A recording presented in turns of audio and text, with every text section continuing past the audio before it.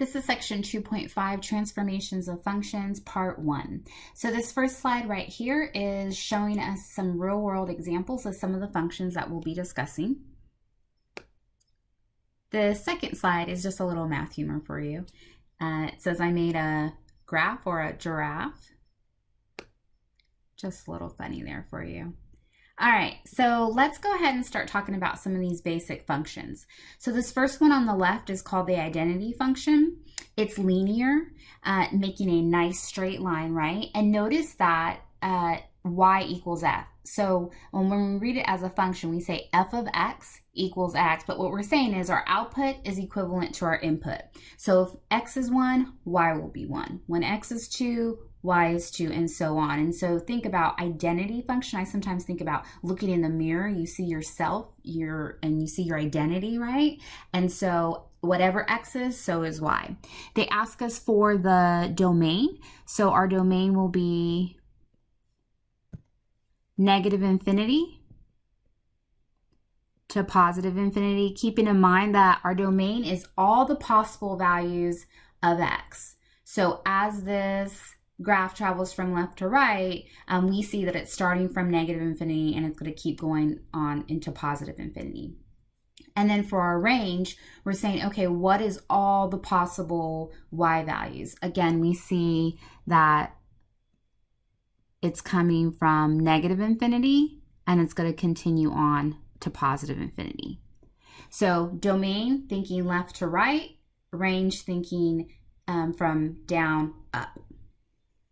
Okay, on the right side, we have the constant function. And so this is where y, your output, is equal to a constant. So 3 in this case. It could be -5, it could be 2, it could be 2008. Doesn't matter, right? As long as y, no matter what, is going to be a function. And what that creates is this nice horizontal line. The domain there will be negative infinity to positive infinity, because we're coming all the way from the left as far as we could possibly go back, and then continuing on to the right as far as we could possibly go, all the way into infinity. And then our range is only going to be 3. So remember that when we're asking for the range, we're saying all the possible values of y. Well, because y, our output, is equal to 3 all the time, then our only value for y would be 3. So since we are able to list that, we put it in braces. So when I can list all my values, I put it in braces. Up top, we use parentheses because we were doing interval notation, and we always use parentheses with negative and positive infinity. Okay, this next one we have the quadratic function. It creates a parabola, and the function is f of x equals x squared. So if I was to replace that f of x with y, right, my output, it's just y equals x squared. My domain is negative infinity to positive infinity. Remember, I'm thinking left to right. What are all the values that I can include on from the x-axis? And then my range, I'm saying, okay, from bottom to top, what are all the y values that I can include? So notice that we don't have any y values below 0, right? We actually start on 0, 0, the origin. So beginning at 0, and we use a bracket because we're including it, and then we continue to go all the way into infinity with possible y values. Okay, for a cubic function, we have f of x equals x cubed, same as y equals x cubed. Domain would be negative infinity to infinity, and then range, same thing, negative infinity to infinity. Okay, real quick, let's go back to this last slide and just revisit what we covered in the last section, 2.2, more on functions. So when we ask, is this an even, odd, or neither function? We're going to consider if I was to fold this function, this whole entire coordinate plane, if I was to fold it along the y-axis, let me get a different color, along the y-axis, would there be symmetry? There would not, right? This line right here would be over here. But if I was to fold it again, now along the x-axis, so do a double fold, then this line right here would now be overlapping there. Okay, if you want more of an explanation, you can also look back at 2.2 more on functions. So there would be symmetry upon the origin, making this an odd function. Okay, over here on the constant function, if I was to fold this along the y-axis, there would be symmetry, so this is an even function. Looking at my quadratic function, if I was to fold this along the y-axis, there would immediately be symmetry, right? So this is an even function. And also, look, that matches up with my exponents on my variables. And then the cubic function, if I was to fold it on the y-axis, there would not be symmetry. But if I was to give it a second fold on the x-axis, there would be symmetry upon the origin. And so it would be an odd function. And again, that matches up with the exponents on my variables. Let's talk about absolute value. So the biggest challenge that students usually have with absolute value is they mistaken it for opposites. So it is not the opposite. Absolute value is simply asking what is the distance of this value from 0. So if I'm at the campus of CTC and one student lives in Harker Heights and the other student lives in Coppers Cove, right? So it's opposite directions from CTC. And I asked the student who lives in Harker Heights, how many miles do you live away from CTC? And they say, oh, I live 10 miles from CTC. And then the student in Coppers Cove says, oh, I live 10 miles from CTC too. But I just am living in the opposite direction 10 miles from CTC, right? Both students live 10 miles from CTC. We're not saying positive, negative, right? It's both 10 miles from CTC. And so that's how I want you to think about absolute value. Traveling from 0, we ask, what is the absolute value of -4? Not worried about me traveling to the left and to the negatives. I would travel 1, 2, 3, 4 units to get to -4. And so the absolute value would be +4. If I asked for the absolute value of 5, I'd say, okay, coming from 0, I'd have to travel 1, 2, 3, 4, 5 units to get to 5. So the absolute value of +5 is +5. So do not get mixed up there. It is not the opposite. It's simply saying how many units did you travel from 0 to get to that value. So keeping that in mind. All right, absolute value function. So when we look at the absolute value function, we have y equals absolute value of x. Think about this. If x was -1, the absolute value would be +1. If I asked for the absolute value of +1, that would still be +1, right? So that's why we get this symmetry along the y-axis, where no matter how many units we go out, we meet up at the same y. Do you see that? And that continues on. So taking that into consideration, even before we answer domain and range, would this be an even or an odd function? There's symmetry upon the y-axis, so it would be even. Okay, what is my domain? All my possible x's, I'm starting all the way from -infinity, and I can travel all the way into +infinity on that function. I sometimes think about it like a roller coaster. I'm like, okay, if I was riding along that roller coaster, what is the farthest left that I'd be able to go? Well, because there's an arrow there that I know I'm going to go all the way into negative infinity. And then continue on into positive infinity. Then for my range, I'm like, okay, what's the lowest that I went? Well, I didn't start until 0, right here, right? So remember, now I'm looking at where I get my first y, 0.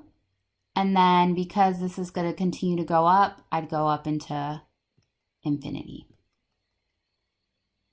Okay, then we have our square root function. So if I was to fold this upon the y-axis, I would not have symmetry. If I was to fold it again and give it a double fold, so now fold it on the x-axis, I still would not have symmetry. So on this one, it would be neither. It's neither an even nor an odd function. My domain. So traveling from left to right, the very first time that I get an x is here at 0. And then I travel into infinity. With range coming up, the very first time I'll have a y value is 0. And I would travel on into infinity. Okay, so I want you to notice something about all of these basic functions that we looked at. Besides this one right here, the constant one, these all pass through 0, 0. They pass through the origin, right? So as we look at transformations and these graphs move, so 0, 0, 0, 0, that is a good reference point to see how the graph has moved. Because you're like, okay, if it was at 0, 0 and it moved up, okay, what does that say about my function? If it moved to the right, what does that say about my function? So just keep that in mind. All right, so looking at these examples of transformations, we're actually going to plug some of these into our calculator. But notice that here on the left side, we have the quadratic function, and we see that this blue one was the original one. And then it has shifted up 1, 2, 3 units. Okay, then going on to the right, we see absolute value function. And then we see that it has become more narrow. And then if you look at the far right, you see the quadratic function again, and you see quite a few things happening, right? You see it move to the right, it moves to the left, and it actually explains it in that wording. It narrows in a bit, it expands out. So we're going to talk about mathematically what that looks like in a function when we see these transformations. So the very first thing we'll talk about is a vertical transformation. A vertical transformation is when that function moves up or down. So if we were to take y equals absolute value of x, that was one of our basic functions, right? So it looks like that. And remember, we saw that, well, I'm going to put this in the calculator so you get a nicer picture. So remember, we said, okay, it was here at 0, 0. So if I have y equals absolute value of x, that's how it looks. But if I have y equals absolute value of x plus 3, well, that will be a vertical movement, okay? Because it's plus 3, it will move up 3 units. And so we would see this on the graph instead. Then if we had this one, y equals absolute value of x minus 5, again, we're going to start from our basic absolute value function, and then it would move down 5 units. And so we'd see this instead. Let me go ahead and graph that.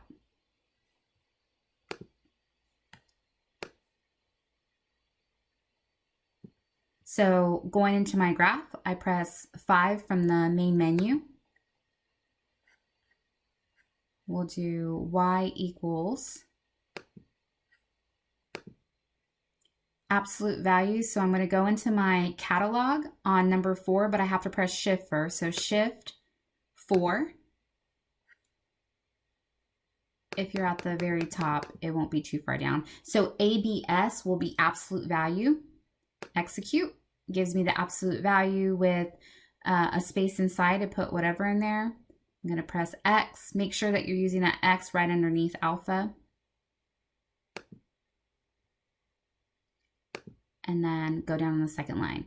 So then I want to see, again, absolute value of X, but then I want to see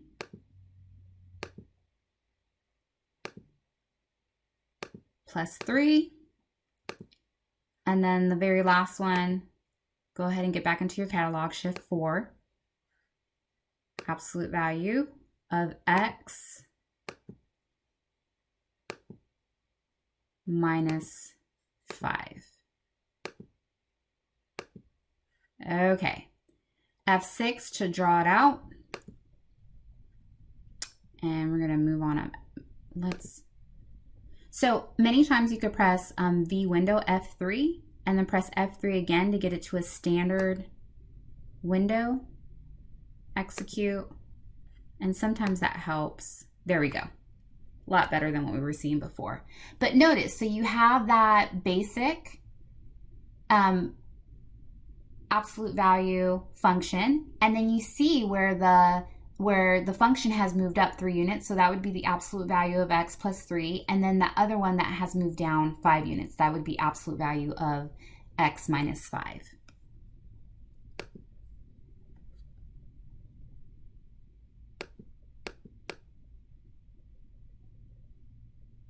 Okay, so let's go ahead and try to graph this. I would actually pause the video here and use your calculator and try to graph this on your own. Sometimes following along, you don't learn quite as well because then you're just following along. And then when you go to take your exam, you're struggling because you're like, oh, I need someone to prompt me. So now that you saw it once, I would maybe try to do it on your own, even if you're struggling a little bit, and then go ahead and follow along.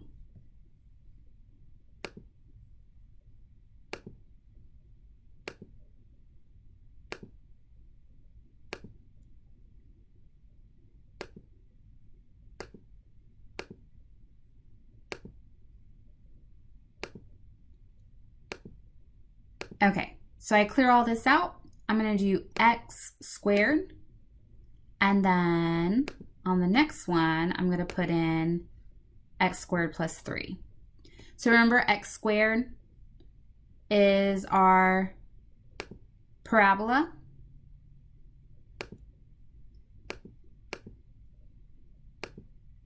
So that quadratic equation is going to do what when I have +3?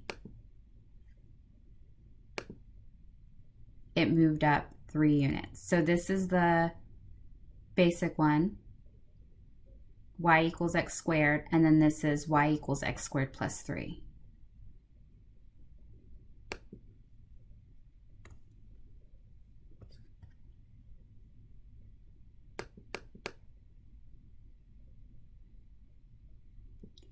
So yes, you can use your calculator, but here's the thing.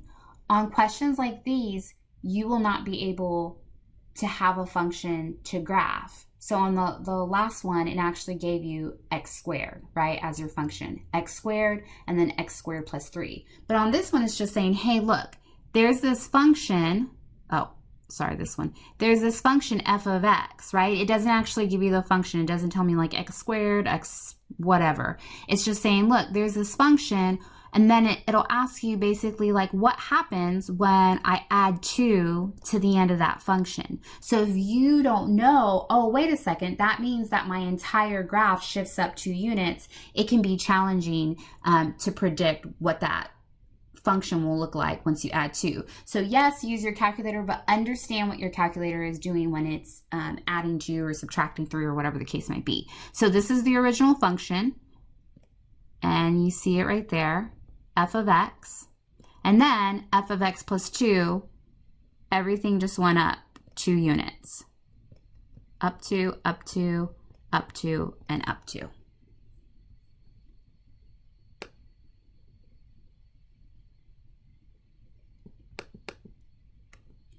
Okay, so vertical transformation is going to be, like we saw, a constant on the end of the function, and it moves up or down.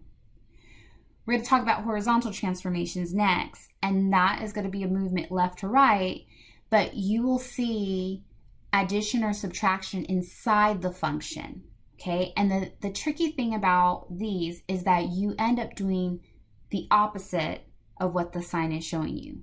So when we saw x squared plus 3, we said, okay, it's outside of the function and it's plus 3, so I move up 3. With horizontal transformations, it's a little bit different. So let's take a look at that. Okay, so we have y equals absolute value of x, right? And so we see that here on the graph in blue. But look at this. Now, instead of this, so before we were dealing with this, absolute value of x plus 2. So it was outside the function, right? It wasn't, the way I think about it is it's not in with x. It's not housed in with x. So now in this scenario, it's housed in with x, okay? Think about it like this. Y always deals with up and down, right? All my y's, it's how far down low or how far high up. But x's deal with how far left or right. So if I have something happening outside of where x is housed, then it's dealing with my y's. It's going to be an up or down movement. And it will be true to its sign. If it says absolute value of x plus 2, then I'm going to move up 2 units. But if I have this scenario right here and the value is housed in with x, now I'm like, okay, that's going to affect my x's. And so now I'm going left or right. But this will be the opposite movement of what the sign is telling you to do. So naturally, if you saw that, you might say, oh, we're just going to move the entire function to the right 2 times because it says plus 2. But notice that this function produces that absolute value function, but move 2 units to the left, right? A silly way to remember it is x's are liars. So this x, when it's housed in with the x, don't believe it, right? Go the opposite way of what it's telling you to do. And it actually shows you here. This is the table of values for absolute value of x. So absolute value of -2 is 2. Absolute value of -1 is 1. It shows you the input and the outputs. When we have this in the mix, it's like, okay, absolute value of x plus 2. I'm sorry, I said that incorrectly. Absolute value of x plus 2, but grouped in the absolute value. Does that make sense? I stressed the wrong part. So notice that they're adding the 2 inside of the value that we're finding the absolute value of. Okay, so it changes it. And notice what we're coming out with. So that is the correct table of values. And if you move the opposite direction to the right, which many students will want to do because of that plus 2, you will not be following the correct table of values. You could always make a table of values. You could always plug it into your calculator. But again, if you don't quite know what it's doing, it can be challenging on some. Okay, so we have y equals x squared.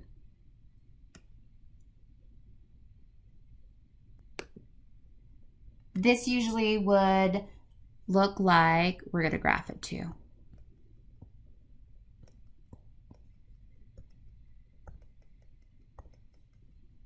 My quadratic function passing through 0, 0, right? Now I have x minus 4 squared. So it's housed in with x, so I know that it will be a horizontal movement, right? So I'm moving left or right, but instead of moving 4 units to the left, which that's what the negative symbol makes me want to do, the minus 4, right? I'm going to go the opposite direction. So I'm going to go 4 units right.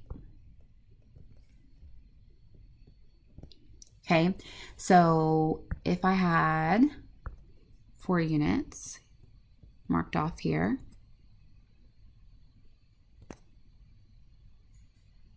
that's how my x minus 4 squared would look. Okay, let's graph it. So we have x squared already in there, yay. Oh, real quick, so on this last one, notice this was y equals x squared, and this was y equals x squared plus 3.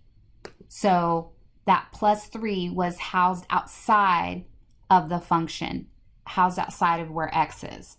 But notice, oh, I keep going back. Notice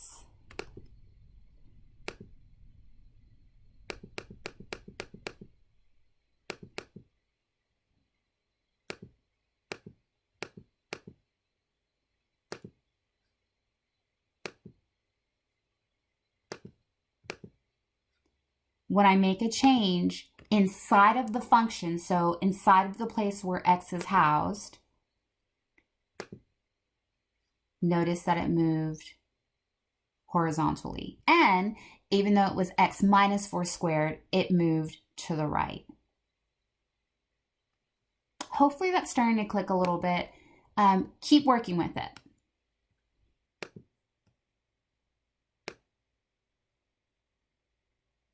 Okay, so this would be a perfect example of one where you would be very challenged to answer it if you were only relying on your calculator.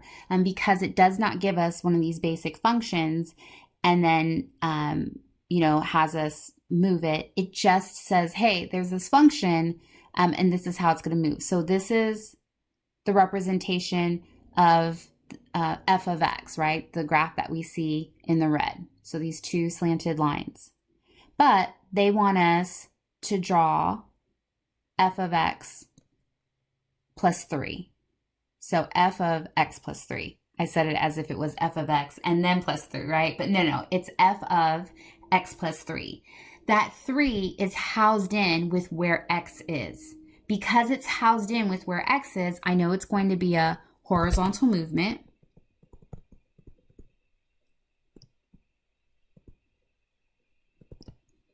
And remember, if it's housed in with the x, I'm not following the sign. I'm going to do the opposite of what it's telling me to do, right? So I'm going to go left 3 units. And that's exactly what we see here. It moved 1, 2, 3.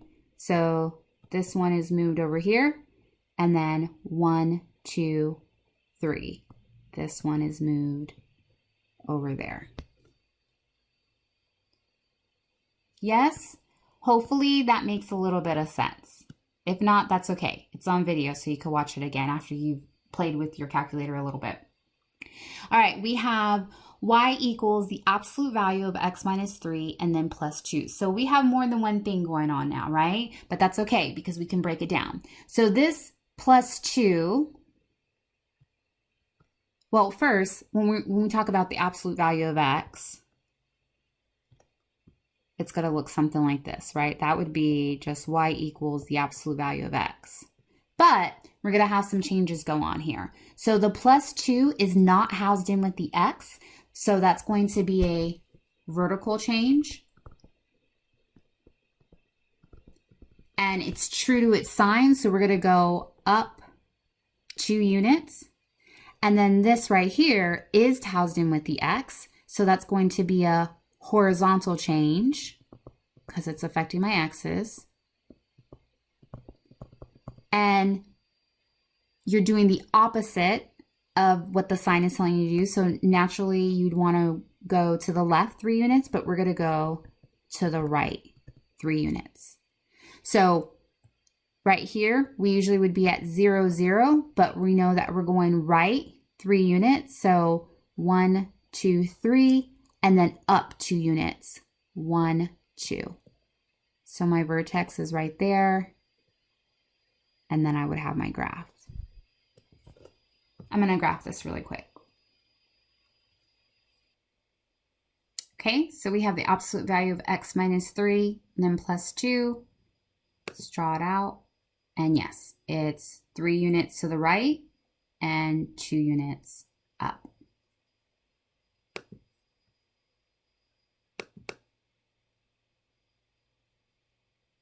So this just reiterates that. Here we have x squared. And then when we have x minus 5 squared, notice that it went 5 units to the right. And then when we had x plus 5 squared, it went 5 units to the left. And one way for you to see that change is you can set that portion that's housed in with x equal to 0, and then look, x equals -5, or over here, x equals 5.